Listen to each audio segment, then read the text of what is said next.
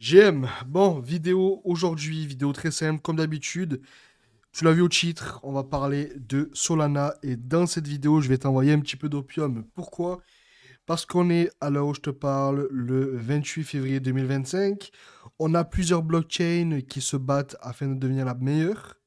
Mais comment dire que on sait déjà, vraiment, pour ceux qui sont là depuis longtemps, quelle blockchain va devenir la plus utilisée, celle qui aura du coup la plus grosse DeFi, celle qui aura la meilleure utilité, celle sur laquelle les institutions risquent d'aller très facilement afin de pouvoir stocker leurs fonds et pourquoi pas lancer quelques activités, que ce soit des applications, que ce soit tout simplement des fonds d'investissement, etc. Bref, dans cette vidéo opium, littéralement, je n'ai jamais été aussi bullish aujourd'hui. Ça fait 5 ans que je suis dans la crypto, un peu moins, 4 ans et demi, mais je n'ai jamais été aussi bullish sur Solana. Il faut savoir que c'est une blockchain qui a été lancée, on va dire, en 2021.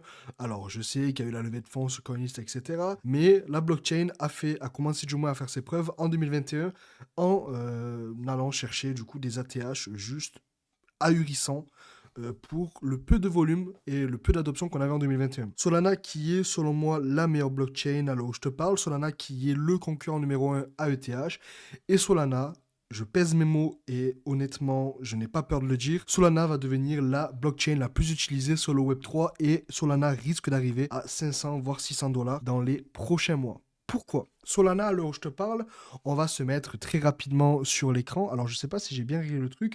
Bon, il n'y a pas le rond en bas, on s'en fout, hein. Mais Solana, à l'heure où je te parle, c'est 4211 TPS. En true TPS, on est aux alentours des 1000 TPS. Donc, pour ceux qui ne savent pas ce que c'est les TPS, c'est les transactions par seconde. Ça vous montre à quel point Solana est rapide. Si on compare avec ETH, c'est seulement... Alors, franchement, attachez-vous, 17 transactions par seconde. Donc Solana est 100 fois plus rapide que TH. Pour ceux qui n'ont pas connu le bull run en 2021, ETH était, avec AVAX et la BSC, la blockchain la plus utilisée. Ok, on avait du coup en soi une DeFi qui tournait très très bien sur la BSC, où on a eu les plus gros projets DeFi, Ponzi, Degen, etc. En 2021. Mais on a aussi, alors je tiens à préciser quand même que c'est pas non plus une information officielle, mais Avax qui pouvait potentiellement prendre le dessus sur Solana parce qu'on a eu, après la BSC il me semble, une Avax Season où on a eu énormément de projets extrêmement connus sur Avax. Alors je vais en citer quelques-uns. On a eu Coq, on a eu aussi Universe, on a eu tous les printers, etc., comme on a connu du coup en 2021, mais en quelque sorte, voilà, les deux blockchains les plus utilisées en 2021, c'était la BSC et Avax. Qu'est-ce qui se passe? On a CZ qui est parti en prison, du coup la BSC, pardon, qui a perdu pas mal d'utilité, parce que les gens, il y avait d'autres blockchains extra qui se créaient, on a eu Optimism, on a eu Blur, c'était, je sais plus comment ça s'appelle la blockchain de Blur, je sais plus, j'ai plus le nom.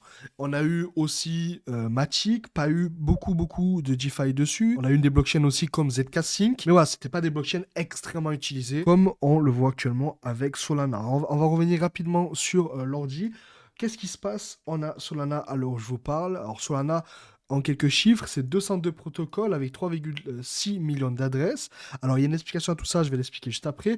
On a 7,04 billions, donc milliards en soi, de dollars de TVL. En TVL Bridge, on a 25 milliards. En stable, on a 11 milliards. Et c'est là où ça devient effrayant, c'est que Solana a généré plus de frais que TH.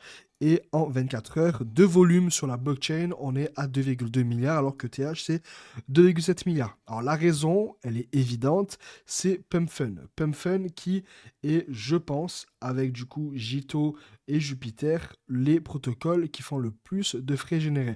Alors là, on voit que c'est Jupiter qui génère le plus de revenus, mais il me semble que c'est grâce à PumpFun. Pourquoi? Parce que PumpFun utilise Jupiter pour faire les swaps. On a aussi Radium, il me semble, qui permet en soi de pouvoir mettre le token de Pump jusqu'à un DUX. Il me semble que c'est Radium le premier, je ne vais pas dire n'importe quoi, mais c'est en partie grâce à PumpFun que Solana génère autant de frais et autant de volume. PumpFun, qui est un site qui permet à n'importe qui de créer un même code sur la blockchain Solana, ça va être littéralement le site qui va révolutionner les crypto-monnaies dans les prochains mois. Ok, et il suffisait que PumpFun sortait du coup sur Avax ou sur la BSC. Je ne pense pas que Solana aurait eu l'engagement qu'il a actuellement. Ok, du moins la blockchain, hein. Solana, pourquoi Solana va être extrêmement utilisé pendant le prochain bull run? Parce que lorsqu'on voit des tokens, des collections NFT, des protocoles, que ce soit des bridges, des swaps, etc., se lancer sur des blockchains. Pour ceux qui étaient là en 2021, comment dire que ETH, c'était une catastrophe. Pour mint une NFT, il fallait payer pratiquement 100 à 200 dollars, même plus des fois, ça m'est déjà arrivé de payer 500, 600 dollars pour mint une NFT. Pour bridge, c'est une catastrophe.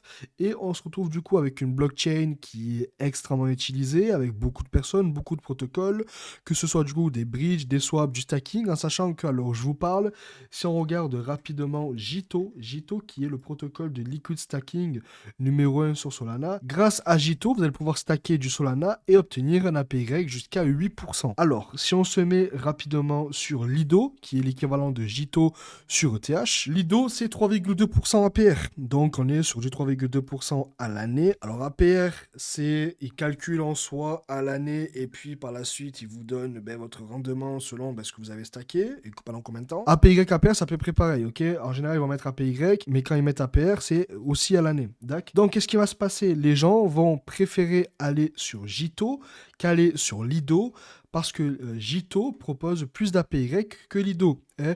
Lorsque les institutions, les gros porteurs, etc., vont vouloir en soi stacker leurs fonds afin d'obtenir un rendement grâce à la blockchain, ils vont aller sur Jito et non sur Lido.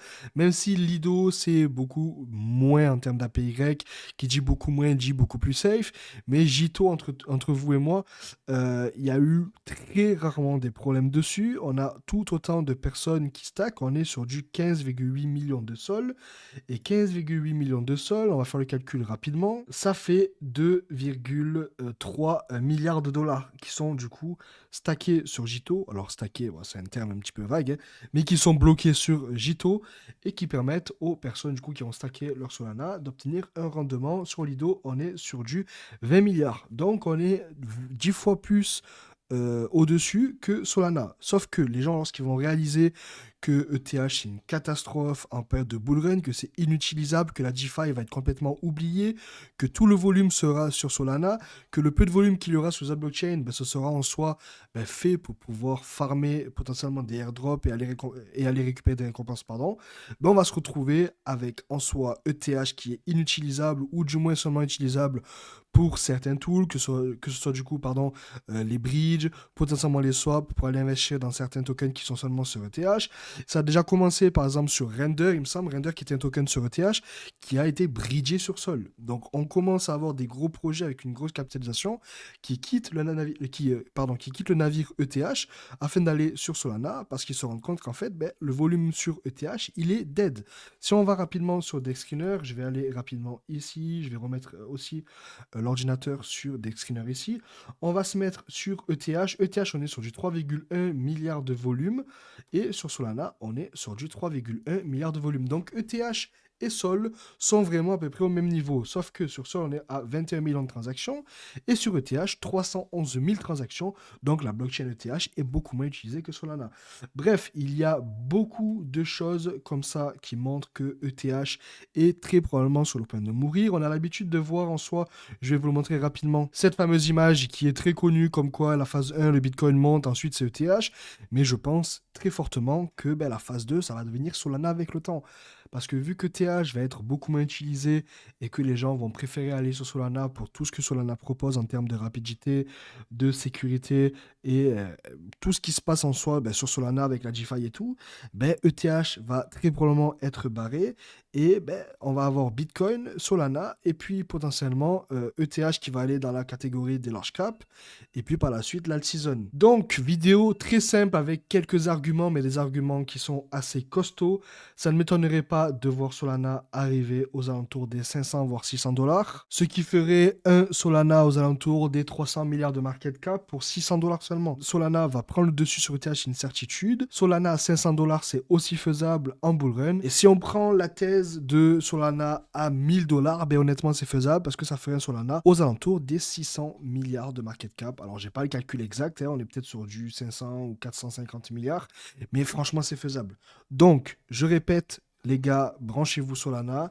Les gars, si vous commencez à gratter un pump sur ETH, honnêtement, vous avez plus de chances à faire vos profits sur Solana et ce n'est pas un conseil d'investissement. Donc dis-moi toi ce que tu en penses en commentaire. Dis-moi si tu préfères Solana ETH et on se retrouve prochainement dans une prochaine vidéo. C'était Tony, à plus.